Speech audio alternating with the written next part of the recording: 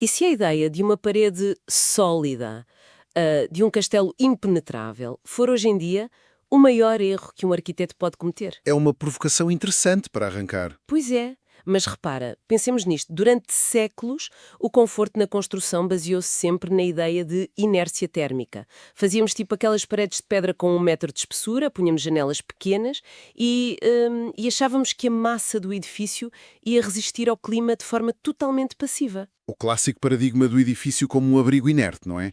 A estrutura a tentar combater o exterior através da pura força bruta da matéria. Exato, pura força bruta. O problema é que, na realidade climática e até legislativa de hoje, pá, esse paradigma cai por terra. Bem-vindos a esta nossa análise detalhada, onde vamos desconstruir aquilo que se tornou conhecido como o paradoxo mediterrâneo. Um paradoxo que afeta muito quem está cá, em Portugal e no sul da Europa. Sem dúvida. E a missão de hoje para esta sessão é brutalmente clara. A arquitetura tradicional e passiva já não chega. Para esta nossa aula magistral, por assim dizer, decidimos cruzar os estudos e as métricas do professor Nuno Dinis Cortiços, lá da nossa Faculdade de Arquitetura da Universidade de Lisboa, com a nova Diretiva Europeia IPBD 2024. E o que esses documentos nos dizem frontalmente é que, à luz do Pacto Verde Europeu, os edifícios modernos estão obrigados a cumprir a norma NZEB.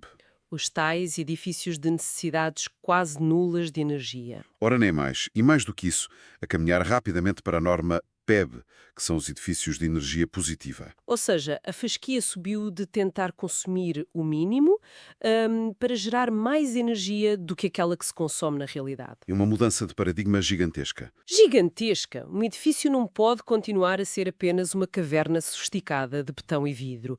Tem de ser, percebes, uma máquina responsiva.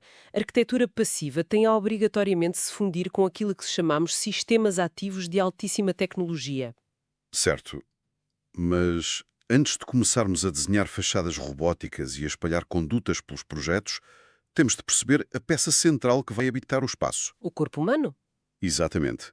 O erro frequente, e nós vemos muito isso nos ateliês de projeto, é os alunos desenharem o edifício de fora para dentro, quando, na verdade, a fisiologia do conforto exige exatamente o oposto. Pois desenham a forma primeiro. Sim, e a arquitetura moderna obriga-nos a olhar para o corpo humano não apenas como um utilizador, mas como um organismo termodinâmico.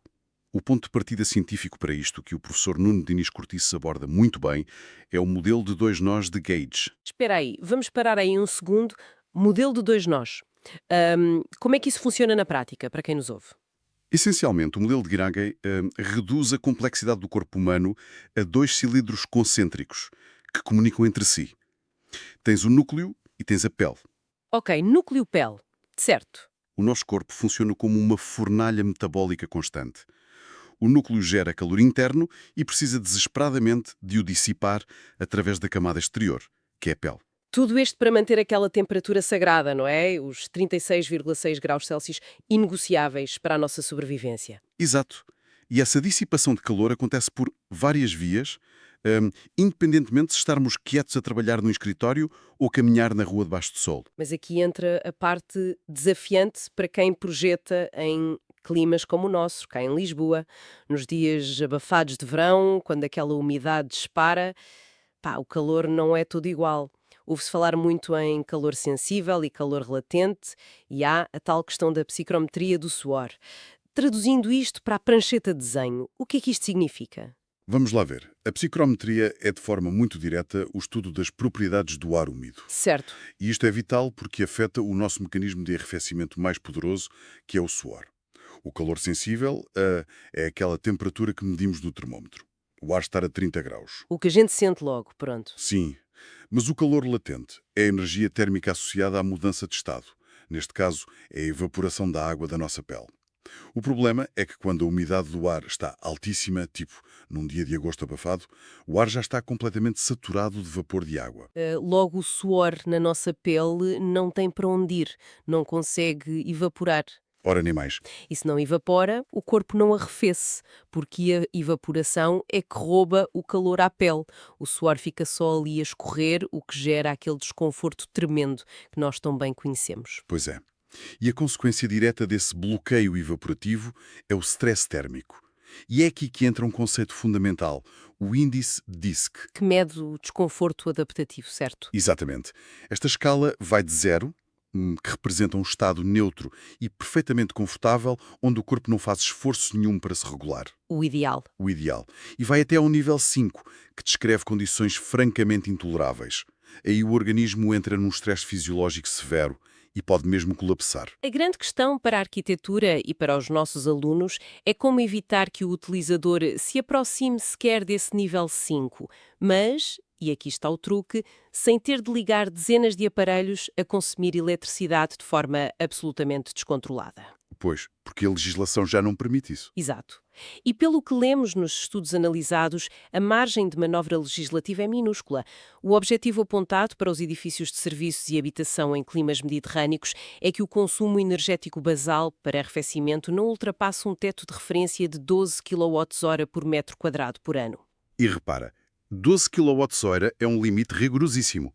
Tipo, é impossível atingir esse nível de eficiência se a fachada do edifício for apenas um elemento estático que fica ali a levar com o castigo do sol ao longo do dia todo. O calor vai acabar por entrar pela inércia, quer queiramos, quer não. Bem, mais cedo ou mais tarde entra. A única forma de manter esse consumo tão baixo é transformar a própria fachada. O que nos leva àquele conceito fascinante das peles vivas.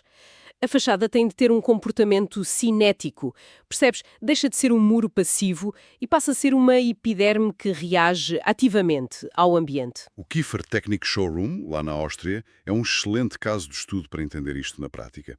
Eles abandonaram completamente a ideia de fachada estática e revestiram o edifício com 112 painéis de alumínio perfurado. Sim, eu lembro-me desse projeto. A grande diferença é que os painéis são articulados. Exato. Metamorfoseiam-se fisicamente ao longo do dia e são controlados por 56 motores elétricos que leem a trajetória solar e ajustam o sombreamento minuto a minuto, criando uma fachada que parece que está a respirar. E olha que a escolha do material desses painéis não é acidental. Eles usam alumínio por causa de uma propriedade física chamada albedo, verdade? Sem dúvida. O albedo é basicamente a capacidade de uma superfície refletir a radiação solar. Um albedo de 0 absorve tudo, fica a escaldar. Um albedo de 1 reflete tudo, como um espelho perfeito. E esses painéis da Áustria? Esses painéis de alumínio cinético têm valores de refletância muito altos, algures entre 0,6 e 0,8. Bem, quer dizer que bloqueiam e refletem entre 60% a 80% da energia do Sol antes sequer que esse calor tenha a oportunidade de bater no vidro da janela e iniciar o efeito de estufa lá dentro. Ora bem, e o impacto direto no consumo é brutal, pá.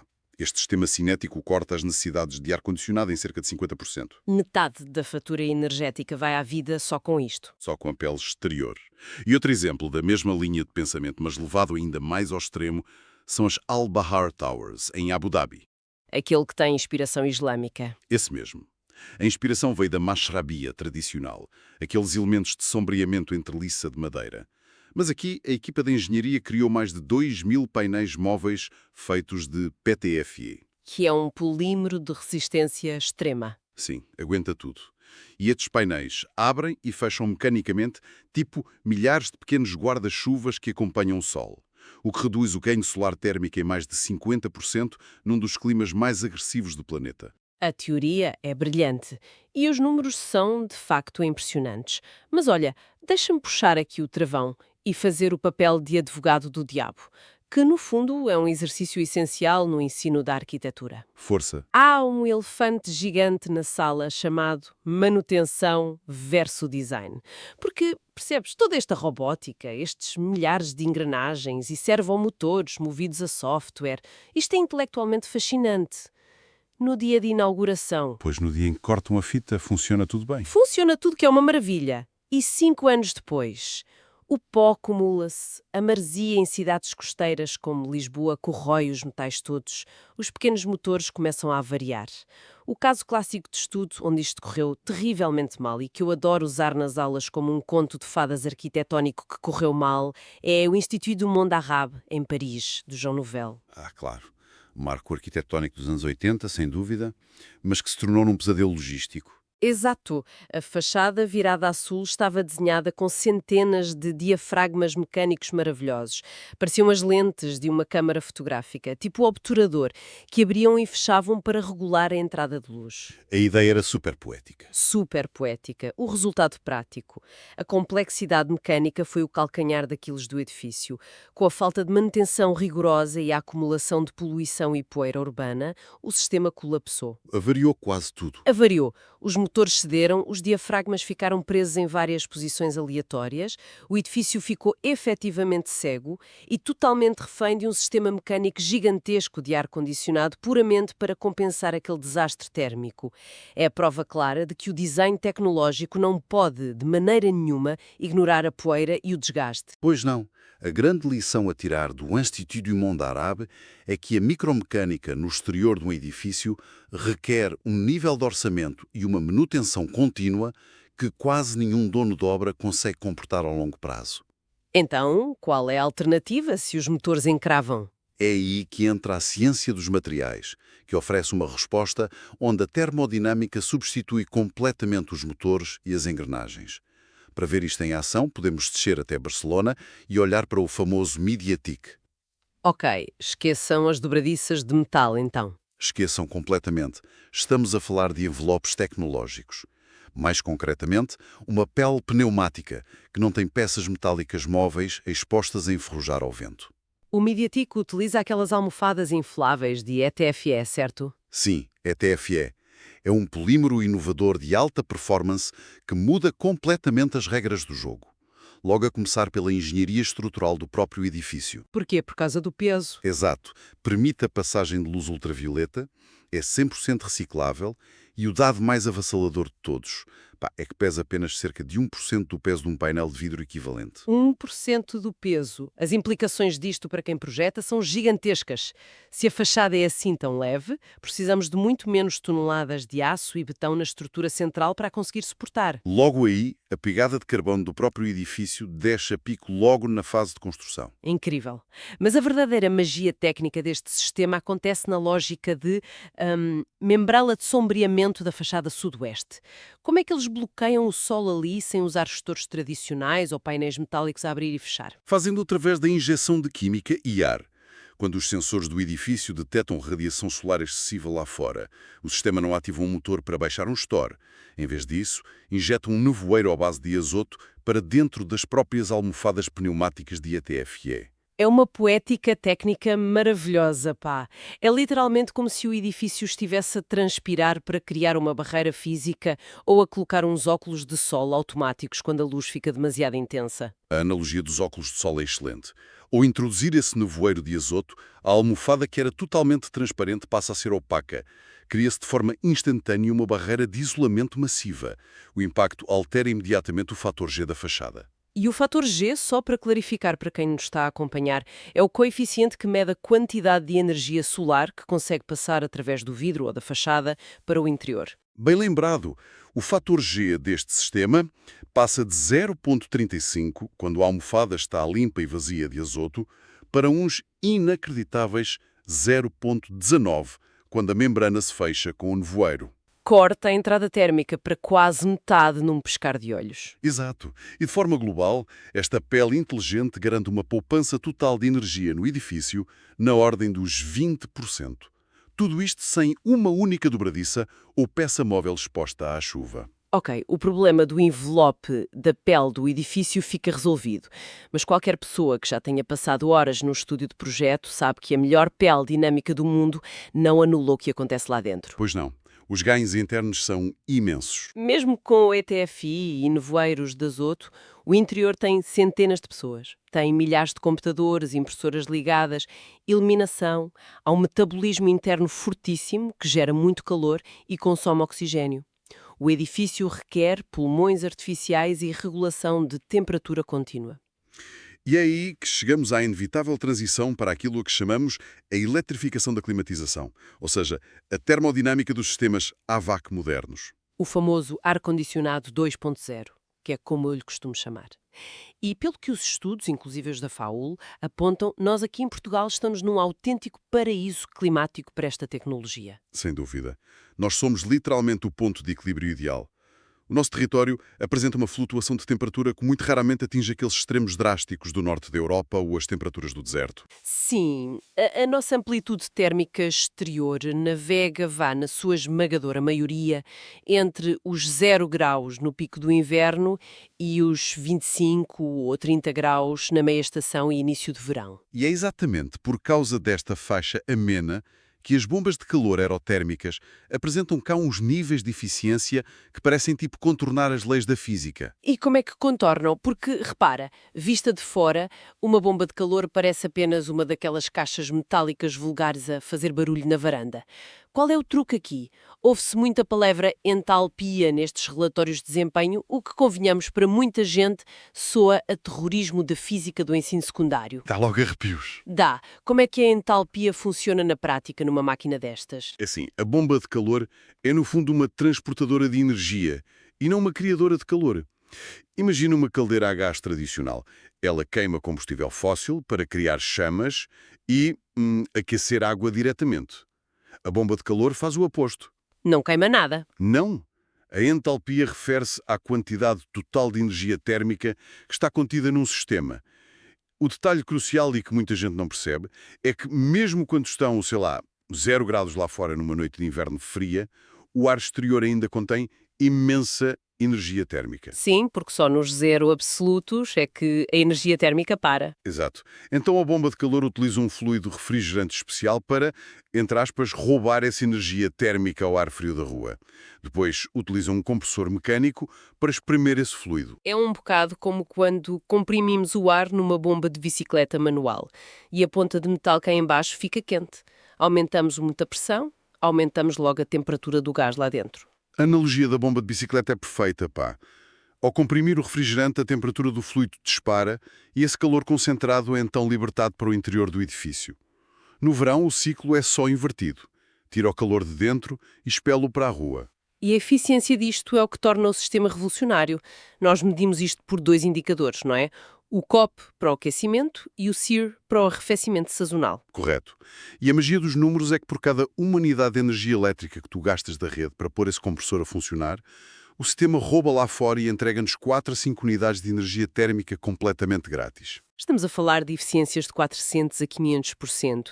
É pagar 1 e receber 5, quando comparado com uma caldeira tradicional de combustão que mesmo nas melhores gamas do mercado fica ali pelos 95% de eficiência. É incomparável. A eletrificação térmica está madura e pronta para a nova diretiva.